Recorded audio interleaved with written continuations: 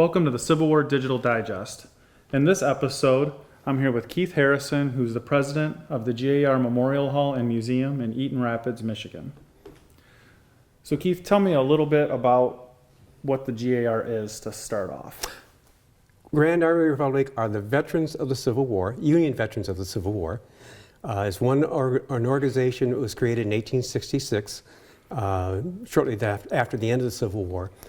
And basically so the soldiers could maintain their camaraderie, their closeness that they developed during the Civil War.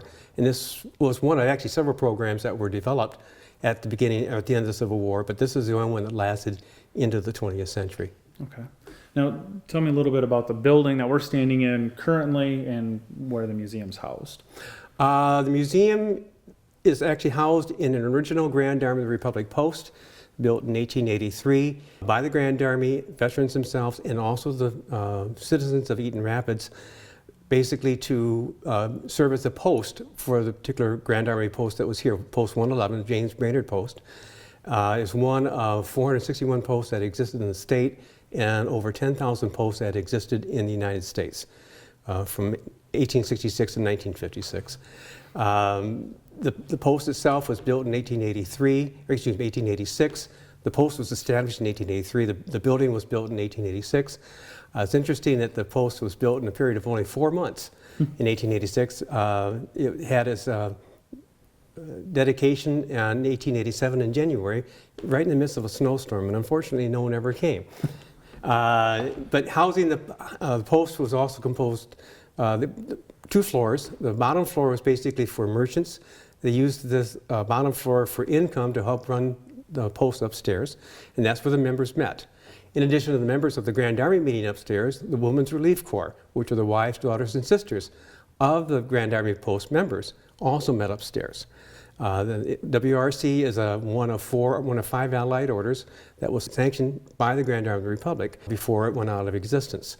And it's interesting that the building was used not only for meetings but for huge social affairs too.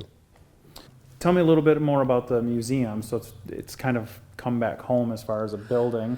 So tell me, when did you open? We opened in September of 2013, and you're right, it has come full circle. The building, although we're not having meetings of the Grand Army here anymore, but it's back to its original purpose. The museum is not a merchant, but the museum's first floor in particular is being used in essence to commemorate what took place upstairs.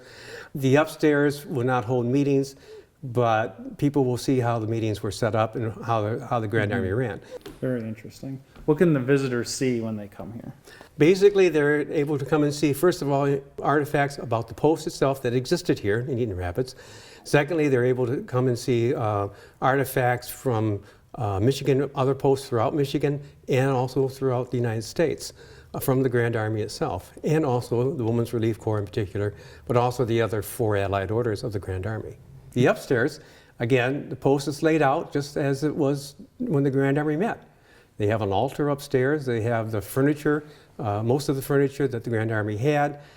We have a lot of material up on the walls themselves, of course, like we have down here, which the Grand Army, in fact, did. If you go to any GAR post across the country, you'll see a lot of memorabilia that the Grand Army themselves put up. And same for the Women's Relief Corps. We are very fortunate to know exactly approximately what the Women's Relief Corps area upstairs looked like. We actually even have a copy we found their original wallpaper that they had. Mm-hmm. So we'll be duplicating that and showing a representation of the WRC area that was upstairs. I can't wait to see it as it evolves over time. I know going upstairs, it's almost like stepping back 100 years. So you've done a very good job so far. Well, thank you.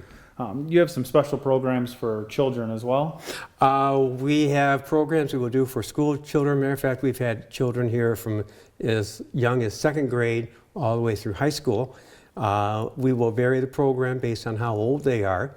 That, and we also have an ongoing program which takes place, the museum is part of it. We have a day-long activity called Civil War Discovery Camp that takes place every August, and it's conducted out on what's referred to as the GAR Island Park, which is probably about a minute away from the building. The park itself was used by the Grand Army of the Republic from 1909 through 1929 exclusively to hold annual reunions of this post plus other posts that exist throughout Eaton County. The organization that was referred to was a GAR organization, but was referred to as a battalion. Okay. It was composed of 10 posts that existed in Eaton County plus one out of Calhoun County. They had basically held their reunions from 1883 through 1929, but the last few years, from 1909 to 1929, again, exclusively on the island.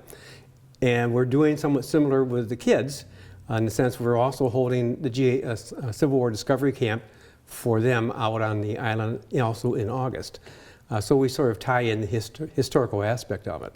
The island also happens to have a memorial to the Grand Army and also 2 Parrott guns, 100-pounder and 1 30-pounder. It's very neat for the children to be able to, that extra added connection of being on the exact same property, doing the activities that they camped out on and did their reunions. Right. Well, thank you, Keith, for your time. I hope everyone out there enjoyed this episode and learned a lot. We're going to put some links in the comments section for the website and Facebook page for the museum, so you can go out and learn more and see how to visit Keith over at the GAR Memorial Hall and Museum.